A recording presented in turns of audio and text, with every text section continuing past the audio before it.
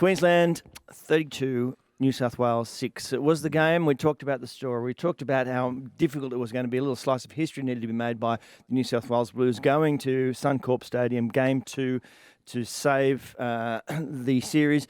Didn't happen. We started to go wrong very early with Tommy Turbo. But let's concentrate first on the winners because I think they deserve that respect.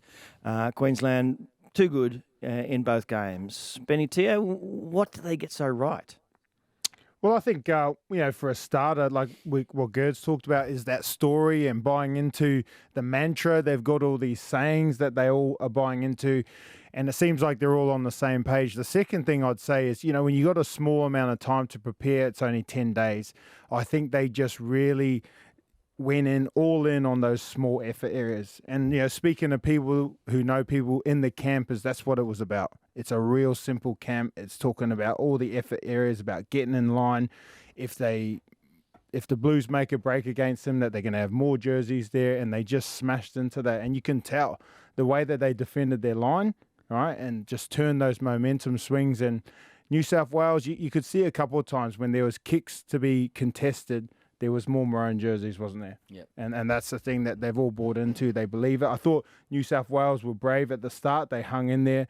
But then after a while, the job was just too hard. You just weren't going to beat Queensland. You talk about those effort areas. I guess it was encapsulated fairly early with the chase from Daly Cherry Evans on Stephen Crichton. And when you looked around, it wasn't just him. He made that effort, but there were other maroon jerseys coming in. And that sort of became symptomatic of the series because if you remember in Origin 1, one of the big talking points after the game was that Lindsay Collins catch off the bomb when there were Queenslanders everywhere and the New South Wales blokes just stood there and watched on. And it was a bit like that moment. You look at that image when Daly scrags him and brings him into the ground. There's about 8 Queenslanders in the shot and there's like 2 New South Welshmen. And I think that was sort of symptomatic of the desire and the effort. There was more desire and effort I think but for me it always starts with getting your team right.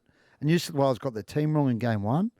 And I feel a bit for Freddie in game 2 because he made a change, went with 2 hookers and loses his centre. You can't, So they got their selections either through their own fault in game 1 or through poor fortune in game 2. They got them wrong. Queensland got them right. The changes they made from game 1 to game 2, they work like a treat. So that's where I think it starts for me. And obviously, I think Billy's just a very smart coach. He's done a really good job.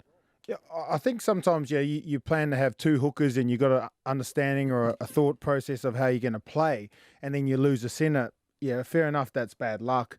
But Queensland have had their fair share of bad luck too, haven't they? Mm-hmm. And that somehow, if that was the shoe on the other foot, I think they would have made that work and they would have rallied to that, right? Yeah. They would have had Ben Hunt in the centres. And they did in game 1 for a limited amount of time. They've had Capewell there over the past. They would have figured it out, yeah. And I just don't think you ever would have heard them talk about, we lost someone. But that's the narrative at the moment. But end of the day, there was just too much effort and energy from Queensland. And you look at, Damien Cook, and they sort of put him out there for his speed, and he got put in a couple of uncomfortable situations that any centre that Reece Walsh comes up out of the back of shape is going to struggle with. Whether it was Isaiah Yeo, whether it was Cameron Murray, there was, I think, 2 tries scored out on that right-hand side, left edge defensively for New South Wales, and it was through, as I said before, like Munster, the experience of a couple of Origin combination halves that just know their way around the field at that level, coming together on the back of a little bit of momentum. They didn't have many opportunities, and icing the play and getting. And I think the secret for Queensland, the simplicity, obviously, that Benny spoke about, but you don't need a lot of set pieces. You don't need a lot of strategy going into these games. You've got the best players in the state out there. Sometimes you just need to create some momentum for them and give them the football. And I think that's what Queensland did better than New South Wales. We continually got in each other's road. The amount of time, I've never seen an Origin game where we've had guys always trying to set the line and get out the back of shape and having to stop because that combination that hasn't been able to be worked on long enough because of the limited amount of preparation time just stands out the back, and then Queensland just come and take that player down, which ruins the whole set because then it's a dominant tackle, it's a slow play of the ball, you end up nowhere. And I think that was just the story of New South Wales night. We just overcomplicated things. Certainly the touch judge undercomplicated things, deciding Line ball, Tone. line ball. Yeah, well, if you draw that line from the 19-metre mark to the 23-metre mark, that's certainly That's the luck line. of the draw. Luck of the draw, Tone. Can I get back to Daly Cherry Evans? He has been unbelievable. Yeah. Even not just this year, the past couple of years. For a guy who, for a long time, basically had his cards marked or seen as though his cards are marked. And I went in the Kangaroo Tour with him last year, and I think he was really unlucky to lose his Australian jersey, actually, because I don't think Nathan played the house down over there. And I thought Daly, he's really professional the way he handled it. But I tell you what, if you pick an Australian team based on origin, Daly has to be your halfback. He has to be. Well, you can't split that halves combination. Yeah. I mean, everyone spoke. Daly's performance the other night was exceptional, but Cam Munster and the amount of work that he got through, and I was watching him. He was sick as a defensively. dog too, Gerds, that day. He was sick as a dog that morning. Mate, they had a stat up at around half time on our screen, and I think 32 minutes into the game, and he'd run over 7 Ks, and there was only one player, and I think it was maybe Tedesco, a fullback, that was up there around him as well. But he was just, even defensively, when they weren't attacking his side, you could just see him just sort of covering. Yeah, Did you see that? Yeah, he tracking tracked him around the behind. back. He wasn't. It's not even his role. But guys just going above. What they actually needed, the output that they needed to give, just to make sure that the game was where it needed to be. And you always see too when they come back to halfway, he's the one talking. He's the one with the passion and the aggression and telling them what they need to do. And he's the one with the most effort. He's the one coming up with the big play. So when you've got a leader who's your best player and then he's inspiring you on the field as well, I mean, it's a hard combination to stop. It obviously messes with your head, I assume, the turbo thing. And I know, you've got to cope. That's what happens in rugby league games. Players get injured and off they go. So early in the piece for Tommy Turbo to go down with that serious injury, and what really just catches up again, he's out for forever. He saw especially at scans on Thursday, saw the specialist yesterday afternoon, and he's got to have surgeries out for the rest of the year. Tommy. Mm-hmm. So devastating for Manly. Yeah. Yep. But devastating for the team when it happens, Gerds? Oh, yeah, especially when it's always the way, isn't it? You don't take cover for outside backs, and in the opening couple of minutes, an outside back goes down. So, but as Benny spoke about before, I mean, things like that happen, and you need to be sort of prepared.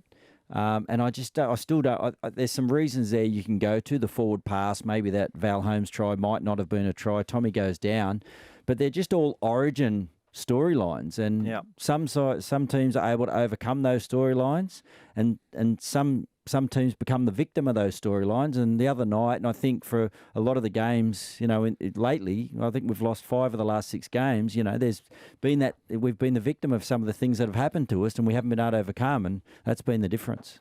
All right, we're going to get in a little later. We'll talk about what next for New South Wales. But of those players, Mitch Moses came back in. Obviously, that was the big change that was brought on and needed. Also, Reece Robson, as you said, he had to play the 80 minutes, but looked good for a first-time Origin star. It was exceptional. Yeah, I thought it was a little bit strange that they went away from that, putting a guy on debut and then having a guy to come on and replace him at the back end of the half, just, because it takes a while to adjust to the speed of and the intensity of Origin. And then I can only imagine what went through his head when he saw Damien Cook playing in the setters. Yeah. But, again, he was just a guy that was able to overcome that situation and just put his best foot forward all night for New South Wales. He'll play plenty of Origins. Yeah, he's an Origin-like player, isn't he? I think some of those guys just come in and they can really pull together, and he's an effort-based player. But like you said, he wouldn't imagine that his Origin debut was going to have to go that long. So I think that would have been a bit of a challenge for him, and it maybe spooked him a bit. But I think sometimes too, when a guy like Turbo goes down, like if you're a player on the field, sometimes you don't even understand what's just happened. You wouldn't know till halftime. In terms of you're a middle forward, you just got your head stuck in the ruck. It's a washing machine in there. If you're on the other side, you just got to get in there and do your job. So I don't think it's like a psychological thing that everyone goes, Turbo's off, we're gone. I don't think they would have thought like that. Mitch Moses, his performance first half was good too. Yeah, I thought he had a red go, Mitch. I didn't think he embarrassed himself or let New South Wales down. So obviously got to pick a team for game 3, and I think he's done enough to keep his spot, Mitch. And Luai? I feel a bit for Jerome. I'd keep him, actually. I'd keep Jerome. But I'd like to see Nico play, so I don't know how that works. Someone's got to miss out of the three of them, I suppose, unless you have Nico on the bench. But I don't think I think Jerome deserves to keep his spot. I don't know whether they're the same thing or not, or two separate things. What happens to New South Wales now? What happens to New South Wales before Game 3? What do they hope to achieve out of Game 3? Is it just to win, some kind of retribution in that regard? Or is it with a view to the future and next year? Brad Fittler's role, is it just for this last one? Is that it? Does he walk away? Reedy, where do you think we are, and which way is New South Wales going to go? I don't think Freddie will be there, whether he walks or whether they make the decision for him. I don't know how that'll play out, but I don't think he's lost 5 of his last 6 Origin games. Now, he's won 3 series and lost 3 in charge in New South Wales, but he's lost 5 of his last 6 games, which is, that's a horrendous record. And they've looked sort of bereft of answers in this series. So, look, I think that he's done an amazing job, Freddie, and that should never be forgotten. The job he's done for rugby league in this state. And if there's a way you could keep him on doing that role he does, but someone else coach the team, I think that's the ideal scenario. I don't know whether that's possible, but I don't think New South Wales as a state, a rugby league state, can afford to lose Freddie because of what he does in the community and the positive impact he has in the community. So hopefully he stays in some role, but I just think the time's come where the coaching needs to change.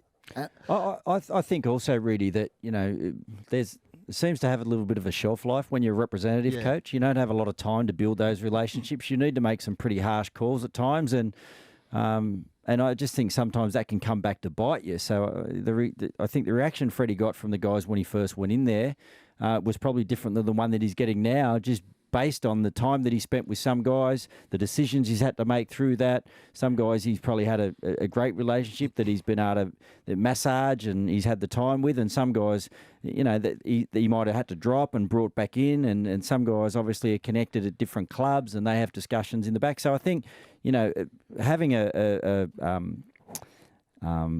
being a coach at a representative level for a long period of time would be a really difficult thing to manage in relation to your relationships with the guys that you're bringing in and out of the squad. Who fits that role, though? Like I heard you say the other day, who's the next option? Is there anyone better? And, hearing from Steve Mitchell earlier from the Titans, he saw someone who they thought was better, so they jumped on it. But I'm not seeing, any of the names thrown out there that jump out to me like Freddie does.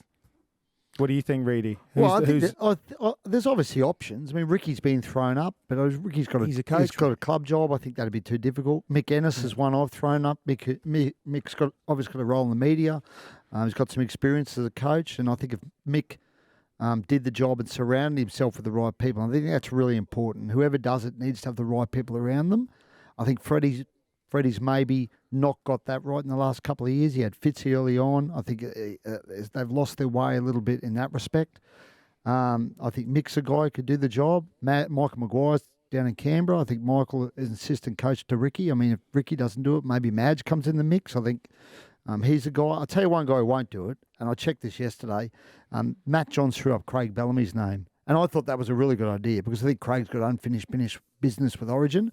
But I checked yesterday and Craig won't do it well as a club coach. You can put a line through Craig Bellamy. And I think Matty ruled himself out yesterday as well. But, there's a couple of guys, a couple of options. Ennis, Madge. While he's a club coach, you're saying. So if he's extended, obviously, he's going to coach the Storm next year. Yep. So beyond that, he may well beyond that, yeah. And I would love to see him do it again because I think, as I said, I think he's got unfinished business as an Origin coach. Didn't work out last time he did it. And it'd be great theatre, Craig going up against Billy and up against those Melbourne Storm players. And, I think Freddie's got to make changes in his third game. Well, he has to. They got flogged, well, he does. Right? But his motivation clearly is to win the game of rugby league. But does he think about next year and this whole, let's get the young kids in, let's do whatever it is? Is that the way he goes, or he just, picks the team that he thinks beats Queensland in a couple of Wednesdays' time? Well, I think there's some young guys who've been knocking on the door. Campbell Graham, Keon Kalamatongi. I think Dylan Edwards maybe deserves a chance now. I don't know how you get him in because I don't think you can drop James Tedesco. Yeah. So maybe Dylan Edwards plays off the wing or as a 14. I think he's got to pick Nico Hines. There's some immediate names I think should be in the mix. Yeah, good. Yeah, I think I think if you know what you're looking for, there's those players out there, and I think sometimes those origin players that are going to come in and fit your culture and fit what you want, they're not always those superstars. And Queensland showed in their long reign that they used to pick players that were just honest, tough footballers, Jacob Lillemans and Nate Miles and these type of guys that came in. And I think a guy who's a great player is someone like Tavita Totola. For me, he looks like a player that he would come in, he would buy into everything you want to do. He's got effort. He's got size. There's those type of players that are out there and they're playing good footy. And we spoke about what was the difference between Queensland, all right, and New South Wales, and it was those effort areas. And I think there's plenty of those players out there. And I think it's not just the players coming in. I think sometimes they need to look at, they probably need to look at that whole environment. Like, personally, I'd like to see them shelve some of the carry-on, show a little bit more humility as some of the individuals there, connect a little bit more with the community and the state, and understand really the honour and the privilege it is to represent the people, because it's not an individual accolade, state of origin, it's actually coming in for a greater cause, and just making sure that that's really well understood. And I think you need to look at the areas that we've been failing, and that's our attack. I think our forwards have been doing a pretty good job. We've been, dominating field position, been winning the battle through the middle. But we haven't been able to convert. So what are those key areas? Well, the halves, the fullback, and the dummy half. So I feel like there needs to be some change in some of those areas, and I reckon there's guys out there like Matty Burton and Edwards, Kalamatangi, Graham. I think they're guys that have been knocking on the door, and I kind of feel like going into that last game, it is about opportunity. I would rather give guys an opportunity and lose 3-0 than pick the same guys and go in and lose 2-1. For me, we've lost the series. So what we need to do is try and, get something out of the third game that's going to put us in a better position for next year's series. When you say, in terms of representing, you're going to get rid of the boombox? Is that what you're saying, Ryan Girdler? Is it gone?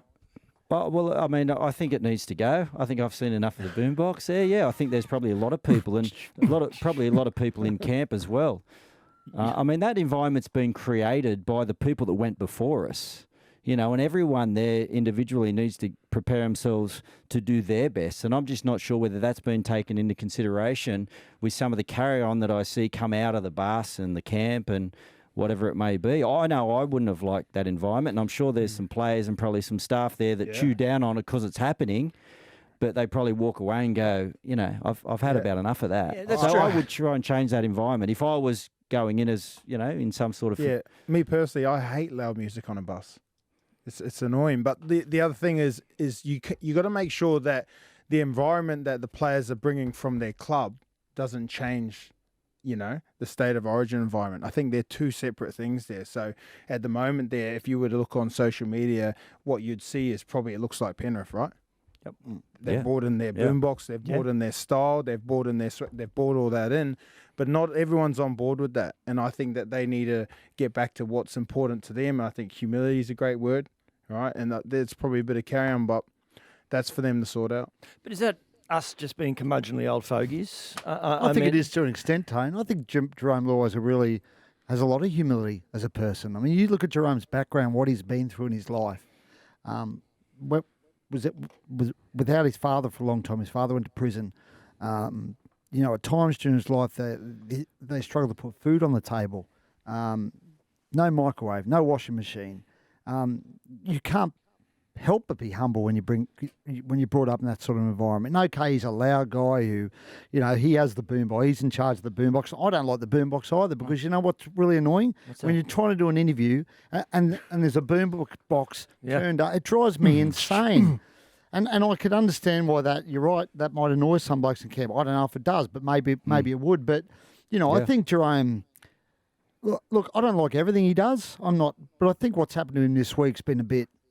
So tell us what's happened to him. No one's condoning what happened to him this week, really. But I don't mind his reaction to it either. I mean, he wasn't having you can't.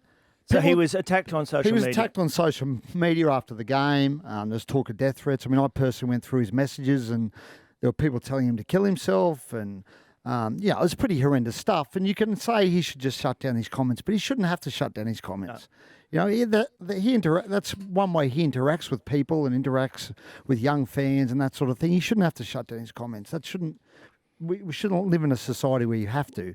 And he responded to that by posting an image of himself sitting at Suncorp Stadium. It said something, I can't remember, it said something like, chill, you guys are going to work tomorrow. And people took that as him having a shot on, I guess, the working man and people who go have to get up tomorrow morning and go to a job while he's a footballer who earns a lot of money and doesn't have to.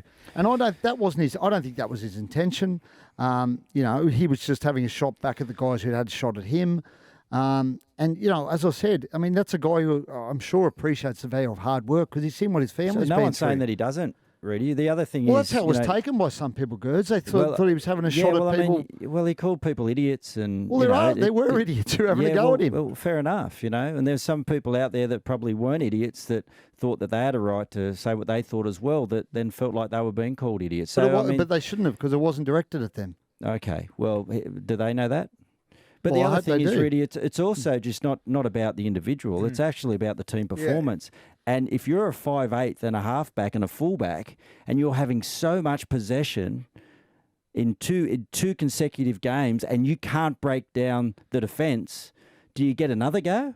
Because you're not going to get any more opportunities than what you've already had. So what's going to be different about scoring points, in Game 3? If you don't make changes to what happened in Game 2 and Game 1. But Gerds, they made changes from Game 1 to Game 2. The attack was just as bad, maybe worse. Does that not suggest the problem isn't so much the players as the coaching? Well, I would say it's a combination of all of it: the strategy, the playing, the players, the whole bit. Yeah, and I think the environment needs to be changed. There's no doubt about it. Whoever's got to own the environment too is the coach because they're the one that sets it. And we talk about the boombox and whether you agree or not, and it's not that bad, but it doesn't really matter what we think. If you're one of the guys that's on the bus, that's what matters. Well, right? If you're one of the guys in the sheds, that's what matters. What you think about the players that are in your team, what you think about the environment.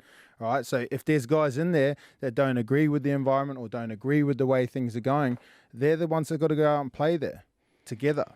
And I would say that when you're a young guy on the bus, some of the biggest lessons you get during Origin is sitting yourself next to some of the guys that have been around for a while.